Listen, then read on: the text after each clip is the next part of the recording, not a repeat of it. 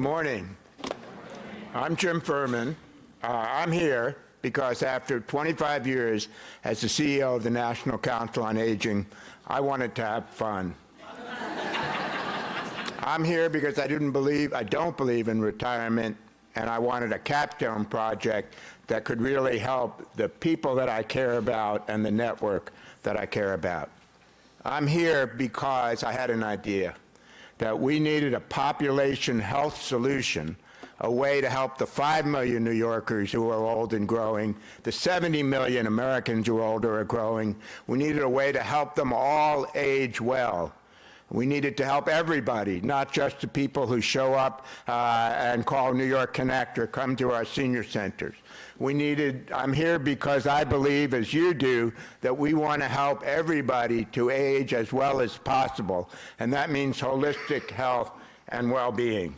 I'm here because, I am committed, and you are committed, to identifying and addressing disparities, not just the people who can take advantage of what we offer. And that's led us to this solution. I'm here today to tell you that we now have something that is working. And there are 4 aspects of that solution. If you believe, as I do, that we want to improve holistic health and well-being, we have to measure it.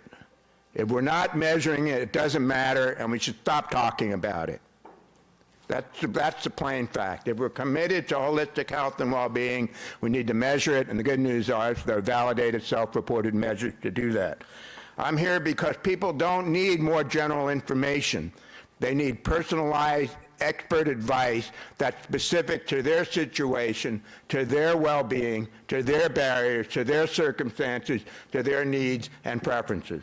I'm here because we need to connect people to great solutions.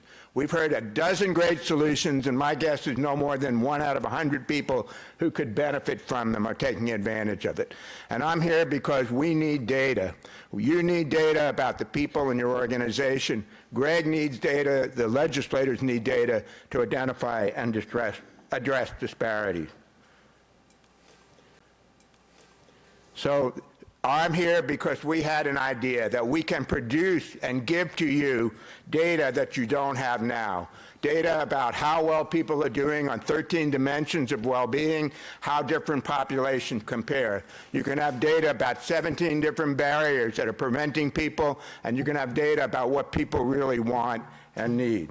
And at the same time, you can have a service to individuals that in 7 to 10 minutes will give them their own personalized assessment, how well they're doing, what they can do to address their barriers, specific recommendations, action plans, and connections to great solutions. That was the vision that I brought to Greg Olson, and Greg, the innovator that he is, said, let's give it a whirl.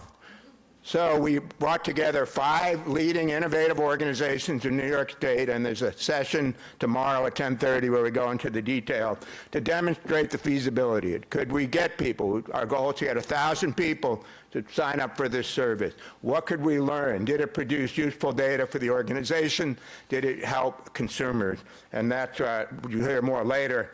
But we had great partners. We got to our goal of 1,000 just today. Thank you guys for our goal of 1,000. And the data is still coming in. We're going to analyze it next month, but here are a few previews. We are the treasure trove of data about well-being. 13 validated measures. Between 20 and 40% of people for each dimension are not doing well. They're in crisis, they're struggling, they're surviving, they need help. We can now give you that data at the individual level, and it's really when it's broken down that it really becomes important. We looked at the barriers, 16 different barriers, and each of these matters. And what we're seeing is that 30% have no barriers.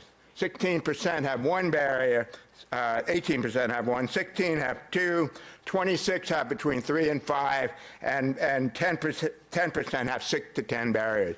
You cannot help people unless you understand exactly what their specific barriers are that need to be overcome.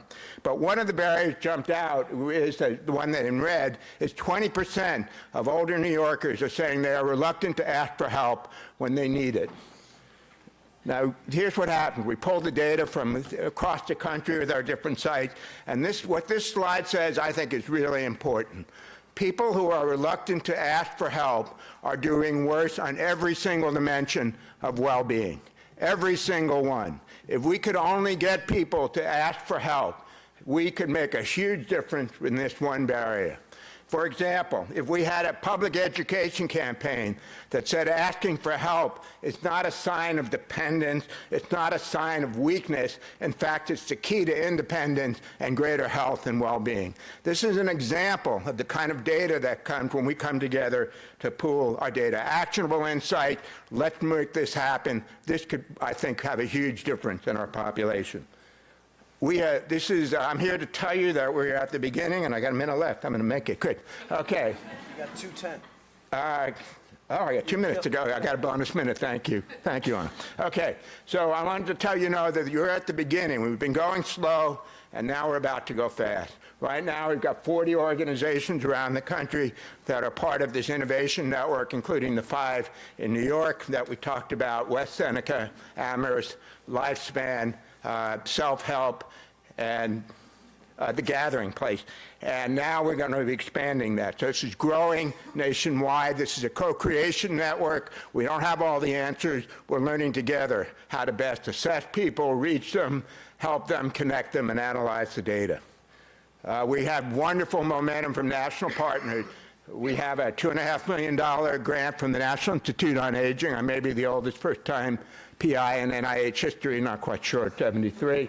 But that's a real affirmation of the fact that they want us to go deeper in the personalization using AI and other technologies to help people to make the best decision, and at the same time to do a large randomized trial. We're going to partner with US Aging to bring this to the area agencies nationwide, so we'll have a uniform national system for measuring well-being. We're partnering with my senior center that I think is in the room and has a booth. I'll be at that booth. They're offering it to their 2,000 senior centers, and they offer special ways that they can use their technology to enhance it. New York State, of course, has been great. Washington State is doing a statewide project, and all of the area agencies in Connecticut have signed on to take the project statewide. And I'm here to tell you, because of Becky and Greg's largesse, we're now making the licenses available to 40 more organizations in the state of New York. If you're a nonprofit organization and want to join the Fab Five and become part of a New York Innovation Network, either copy that QR code, see me at my senior center booth, or come to the session tomorrow morning. But we are going to take this to scale nationwide. And I'm here to say that join us. This is something that only works if we do it together. The more of us that commit to measuring what really matters, to helping people one by one upstream, connecting them to all the great solutions that are here, and giving the data that we need for policy advocacy and funding, we can do this together. So join us. Even those solution providers, we can create an ecosystem for innovation to help everybody in this country to age well. Thank you.